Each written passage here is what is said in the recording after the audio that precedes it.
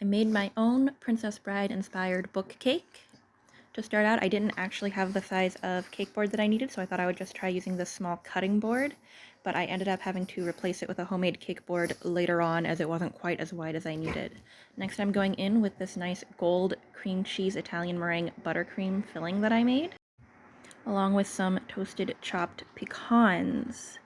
The idea behind this filling was that hopefully the red velvet cake and then the gold filling would sort of color block to resemble Buttercup's iconic red dress from the film. I couldn't think of a flavor that I wanted to do that seemed thematic, so I just went with color blocking, and hopefully that reads when we cut into the cake.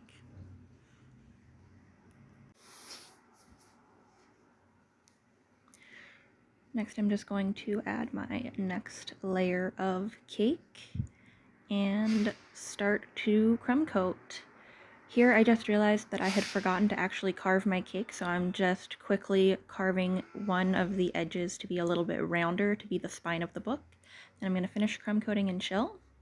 Next, I'm adding a thicker layer of my white cream cheese Italian meringue buttercream along the edge of 3 of the edges, and then I'm going to smooth that out, and that is going to be the base for my pages. Here I'm just smoothing it out with my offset spatula first, and then I'm going to go in with a scraper to try to get as sharp an edge on those corners as I possibly can. And then I am going in with this comb style scraper to try to emulate the pages of the book. And then I'm just going to pop that into the refrigerator to chill while I work on my cover.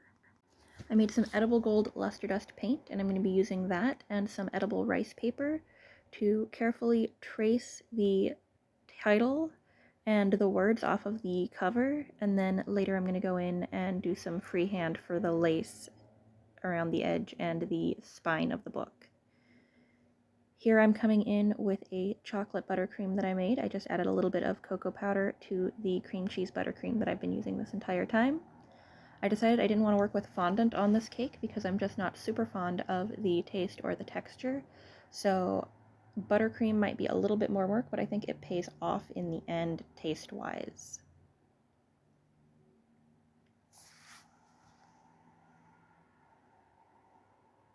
Here I'm finishing those last gold details, and here is the finished cake. I think it turned out really cute. Hopefully it's going to be delicious, and I'm really proud of the result. I'm not really much of a cake decorator, and this has been a really fun experience for me.